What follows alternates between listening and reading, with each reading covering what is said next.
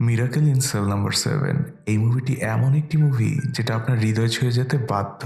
একটি বাচ্চা মেয়ে তার বাবাকে ন্যায় বিচারের জন্য কত দূর যেতে পারে তা আপনার কল্পনাকেও হার মানাবে।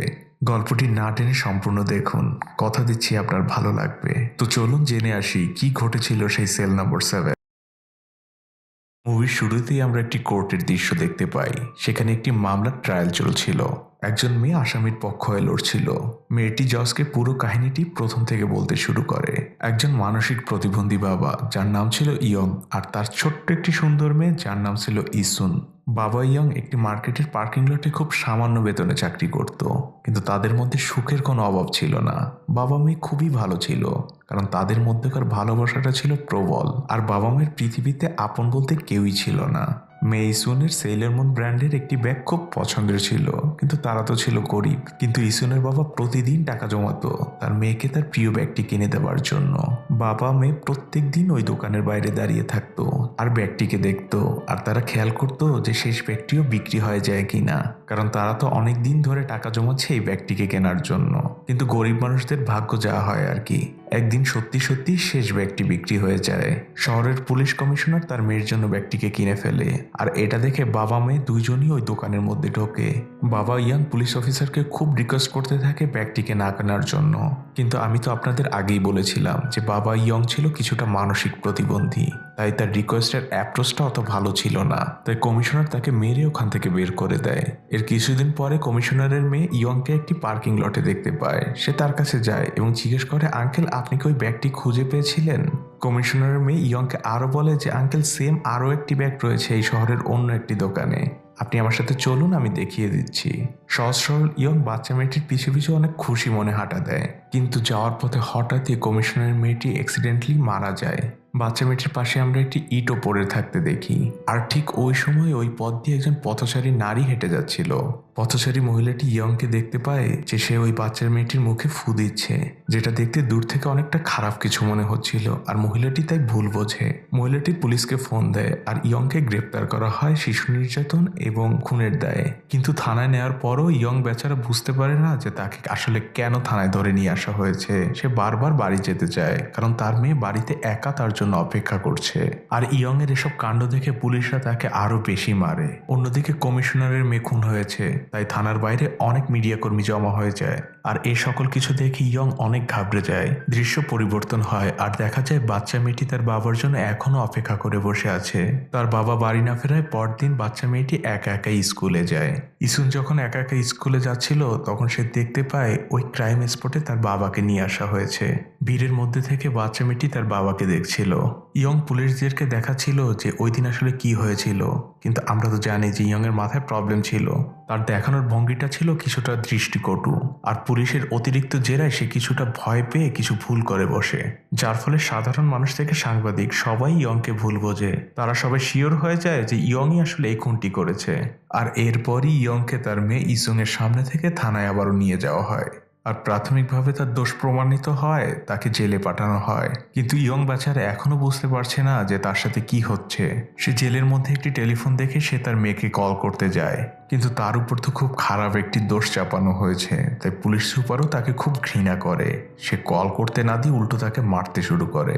এরপরই তাকে একটি সেলের মধ্যে পাঠিয়ে দেওয়া হয়, আর সেই সেল নাম্বার ছিল 7, যেটা কিনা মুভির মূল নাম। সেল নাম্বার 7-এ আগে থেকে আরো 5জন আসামি সেখানে ছিল। সেলের অন্য কয়েদিরা যখন জানতে পারে যে ইয়ং একটি ছোট্ট মেয়ের সাথে খারাপ কাজ করার দায়ে এখানে এসেছে, তখন তারাও ইয়ং বেচারাকে প্রচন্ড মারে। অন্যদিকে বাচ্চা মেয়ে ইসুং তার বাবার অপেক্ষায় আর না থেকে সে বাবার জন্য একটি চিঠি লিখে দরজায় রেখে যায় এবং সে একটি শিশু আশ্রয় কেন্দ্রে চলে যায়, কারণ সে নিজেও জানে না যে তার বাবা আসলে কবে ফিরবে।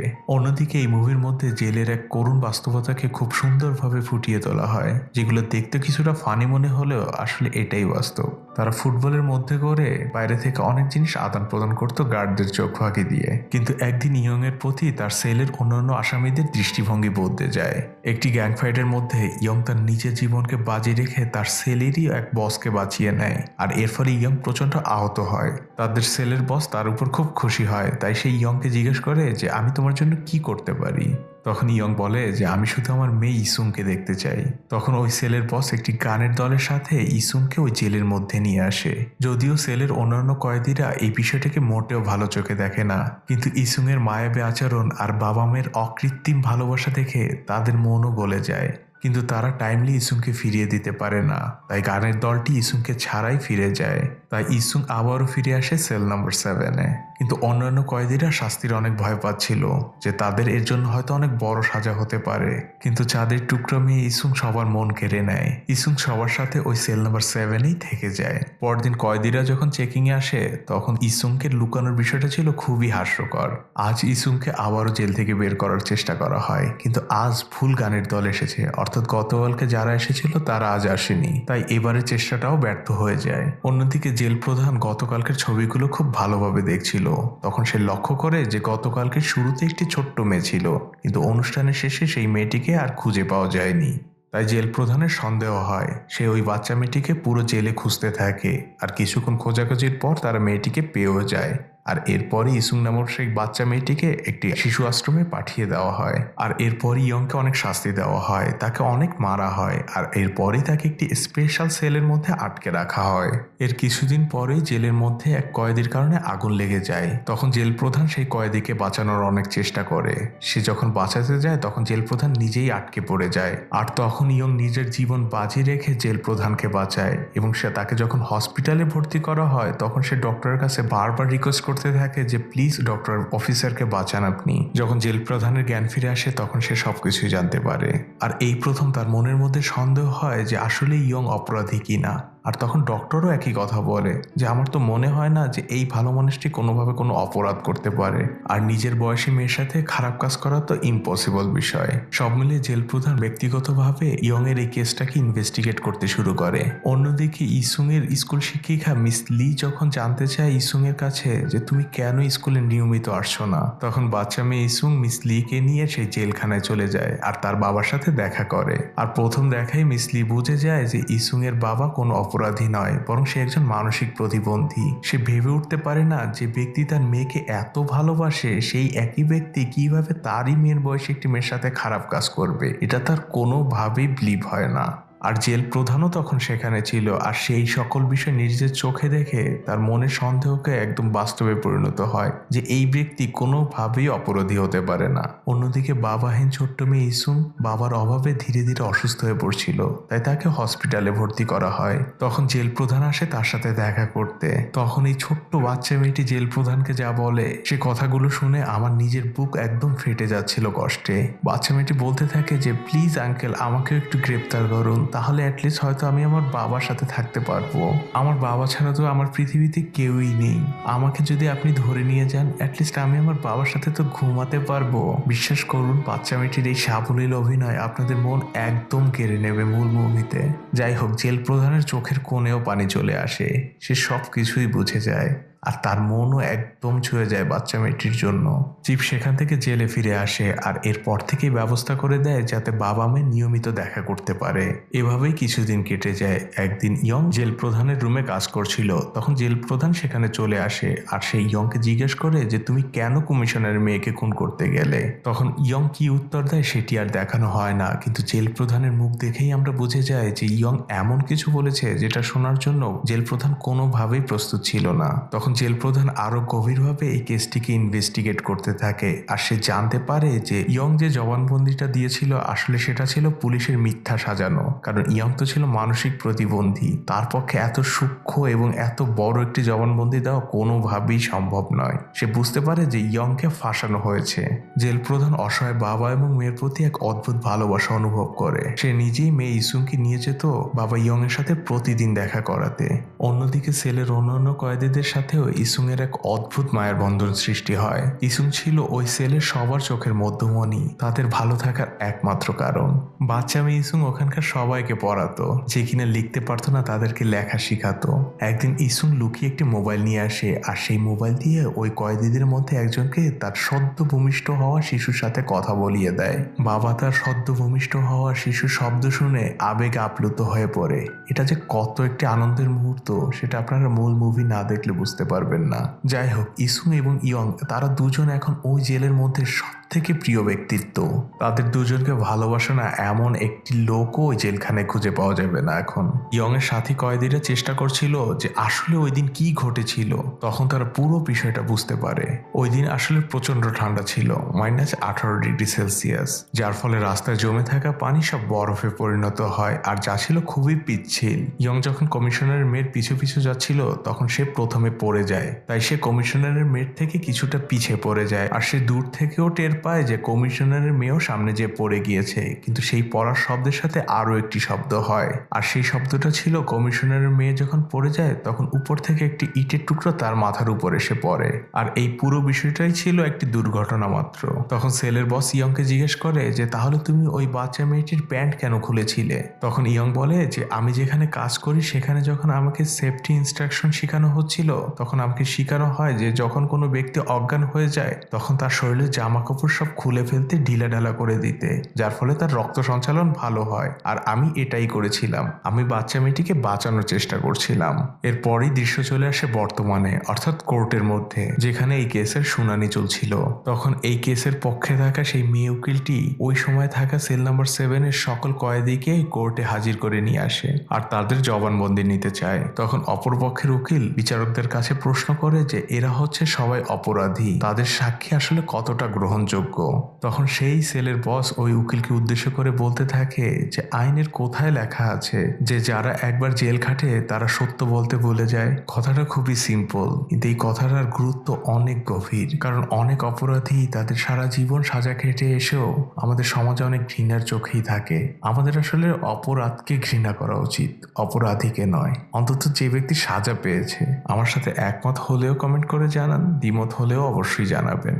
এরপরই সেই জেল প্রধানকে কোর্টে সাক্ষী দেওয়ার জন্য আনা হয়। জেল প্রধান বলতে শুরু করে আমি যখন পুরো কেসটিকে আবারও রিইনভেস্টিগেট করে ওই পুলিশ কমিশনারের কাছে যাই তখন পুলিশ কমিশনার আমার পুরো ইনভেস্টিগেশনকে বাতিল করে দেয়, এবং আমি তখন তার চোখে মুখে এক প্রবল ঘৃণা এবং প্রতিশোধের আগুন দেখেছিলাম। আর যার বলি হয়েছে এই নিরীহ ব্যক্তিটি। জেলখানায় থাকা সকল কয়েদি ইয়ং এর পক্ষ হয়ে তার জন্য ফাঁকা খাতায় সাইন করেছিল যাতে ইয়ং মুক্তি পায়। আর সেই কাগজগুলো যখন জেল প্রধান ইয়ং এর উকিলকে দেয় তখন ইয়ং এর উকিল বলে যে এগুলো আসলে কোনো কাজে আসবে না। আর যেদিন ফাইনাল বিচারের দিন ছিল সেদিন ইয়ংকে অবৈধভাবে পুলিশ কমিশনার একটি আলাদা রুমে নিয়ে প্রচণ্ড মারে। আর কমিশনার তাকে বলে যে যদি তুমি স্বীকার না করো যে তুমি এই অপরাধ করেছো তাহলে তোমার ছোট্ট মেয়ে ইসুমকে আমরা মেরে ফেলবো। তাই বোকা মানুষটি কোর্টের কাছে যেয়ে তার বন্ধুদের শিখিয়ে দেওয়া কথাগুলোকে না বলে নিজের দোষটিকে স্বীকার করে নেয়, আর যার ফলে আদালত তাকে মৃত্যুদণ্ড দেয়। আর এত কিছু দেখে ইয়ং এর সেই উকিল একদম চুপ করে বসে থাকে, আর তখন বুঝতে বাকি থাকে না যে ওই উকিলও আসলে পুলিশ কমিশনারেরই লোক। অসহায় বোকা লোকটির উপর এমন অবিচার দেখে জেল প্রধান সহ সবাই খুব ক্রোধে এবং কষ্টে ফেটে পড়ে সেখানে, কিন্তু তাদের কোনো কিছুই করার ছিল না, কারণ ইয়ং নিজ মুখে স্বীকার করেছে যে সে এই অপরাধটি করেছে। কিন্তু বোকা লোকটি তো তার একমাত্র মেয়েকে বাঁচানোর জন্য নিজের জীবনটাকে ত্যাগ করলো, সেটা তো আর কেউ বুঝলো না।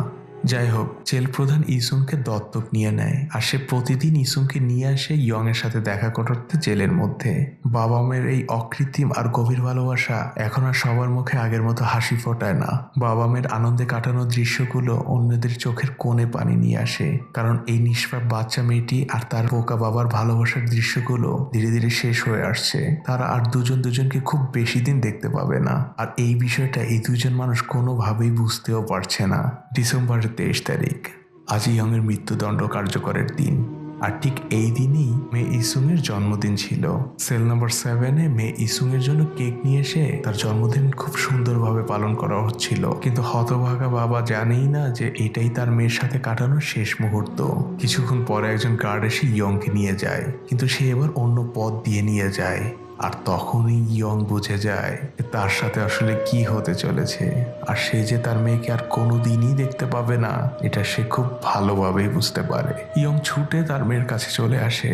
সে চিৎকার করে বলতে থাকে আমি খুন করিনি, আমার মেয়ের কাছ থেকে প্লিজ তোমরা আমাকে আলাদা করো না, আমাকে বাঁচতে দাও, আমার এই অসহায় মেয়েটির আমি ছাড়া পৃথিবীতে কেউ নেই।